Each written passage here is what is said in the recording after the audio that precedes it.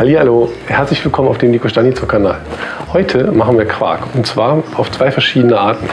Einmal mit Hilfe von Zitronensaft und den anderen Quark mit Hilfe von Lab. Ja, wie das funktioniert, das zeige ich jetzt sofort und danach machen wir noch den ultimativen Geschmackstest, denn ich weiß noch gar nicht, wie das schmeckt. Ja, fangen wir an und machen wir als erstes mal Quark mit Hilfe von Zitronensaft. Und zwar verwende ich dafür Vollmilch. Normalerweise macht man Quark aus Magermilch mit 0,1% Fett. Das funktioniert allerdings bei der Methode mit Zitronensaft nicht. Da kommt nur irgendeine Plörre bei raus. In jedem Fall müssen wir die Milch auf 28 bis 30 Grad erwärmen. Ja, und in der Zwischenzeit, da können wir schon mal den Zitronensaft auspressen.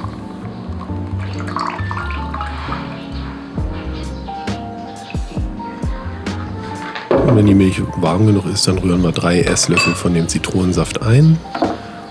Ja, decken den Topf ab und lassen den über Nacht stehen an einem möglichst warmen Ort. Auf dem Kühlschrank eignet sich dabei immer ganz gut, denn die Abluft, die hinten aus dem Kühlschrank kommt, die ist immer recht warm.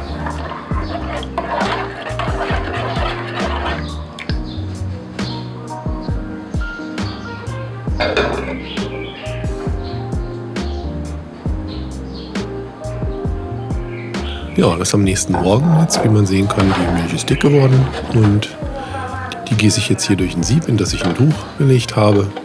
Und dann lassen wir die ungefähr für 6 bis 8 Stunden abtropfen.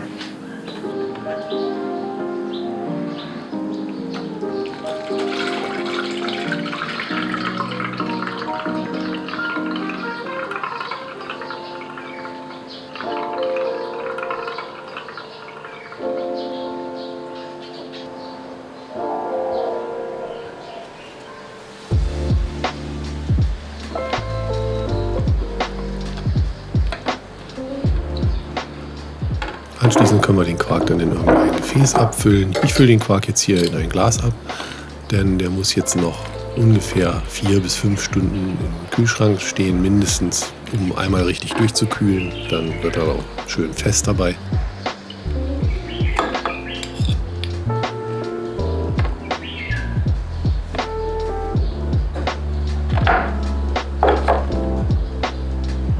Machen wir als nächstes unseren Quark mit Lab und dafür verwenden wir, wie gesagt, Magermilch. Denn es ist so, Quark wird immer aus Magermilch gemacht und die Fettstufe wird erst hinterher dadurch bestimmt, indem man halt Sahne dazu gibt. Also wenn du besonders cremigen Quark haben möchtest, dann gibst du halt im Anschluss einfach noch so viel Sahne dazu, bis der Quark so cremig ist, wie du es gerne hättest. So, das gesagt. Also, das Prinzip ist das gleiche.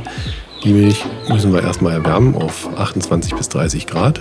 Das kontrolliere ich ganz gerne immer noch mal mit dem Thermometer, um sicher zu sein. Ja, als nächstes rühren wir 50 Gramm Joghurt ein. Der hilft dabei ebenfalls auch die Milch dick zu legen, eben durch die Milchsäurebakterien. Denn in der pasteurisierten Milch sind nicht mehr wirklich viel Milchsäurebakterien vorhanden.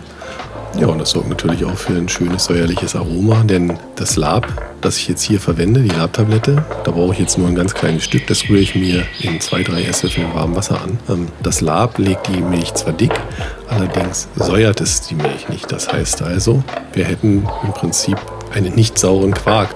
Darum halt die Verwendung noch zusätzlich von ein wenig Joghurt, um eben, wie gesagt, Milchsäurebakterien in der Milch zu haben, die das Ganze noch ein bisschen sauer machen. Ja. So, ich habe mich jetzt aber hier ein wenig ablenken lassen. Ich war stehen geblieben beim Lab. Also, ich löse mir jetzt hier nur so ein klitzekleines Stückchen von dem Lab auf, weil normalerweise eine Tablette für 20 Liter Milch ist. Also, da reicht mir so ein klitzekleines Stückchen aus. Und ja, das Lab rühren wir dann in die Milch ein, decken die mit einem Tuch ab und lassen die über Nacht zu Quark fermentieren.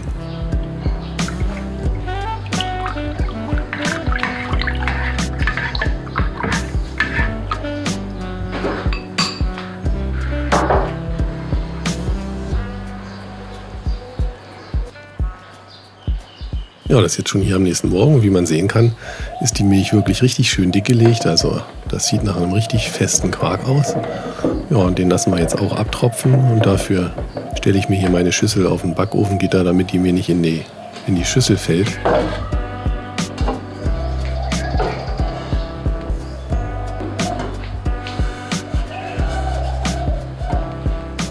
Und dann schöpfen wir mal den Quark ab und wie gesagt, den lassen wir jetzt abtropfen. Das dauert so 6 bis 8 Stunden.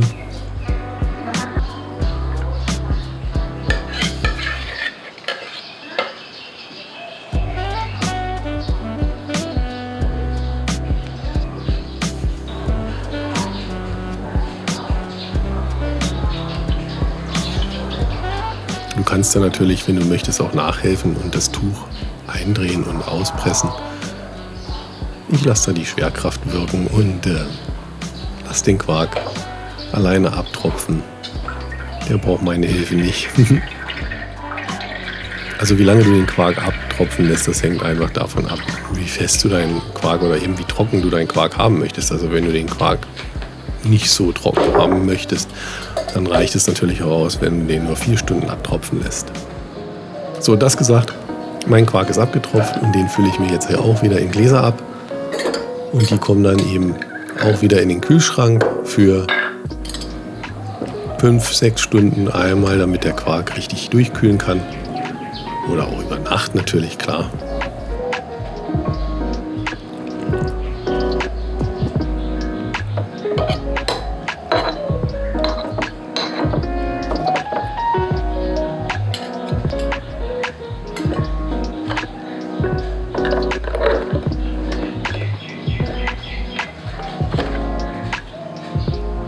Ja, und dann haben wir ja jede Menge Molke und die kann man noch verwenden. Zum Beispiel kann man die zum Brotbacken verwenden und dafür habe ich ein schönes Rezept hier unten in der Infobox verlinkt. Wer mag, kann die Molke natürlich trinken. Schön gekühlt, schön sauer, sehr erfrischend. Aber ich mache mir da ganz gerne ein Brot draus. Ja.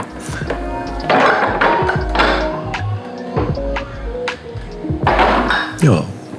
Und dann, wenn der Quark lange genug durchgekühlt ist. Und? Ist doch wirklich einfach, oder? Also, probieren wir mal, wie das Ganze geworden ist. Ich meine, wie der Quark mit Lab schmeckt, das weiß ich natürlich schon, weil das mache ich regelmäßig in Thailand hier.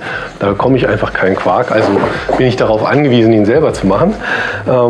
Allerdings mit Zitronensaft ist natürlich bedeutend einfacher. Aber wie gesagt, ich weiß noch gar nicht, wie es schmeckt. Das ist sozusagen die absolute Premiere hier. Und also er sieht aus wie Magerquark, also das, und ist auch wirklich so fest und trocken. Gut, das liegt natürlich auch daran, wie lange man den abtropfen lässt, aber ich probiere jetzt einfach mal.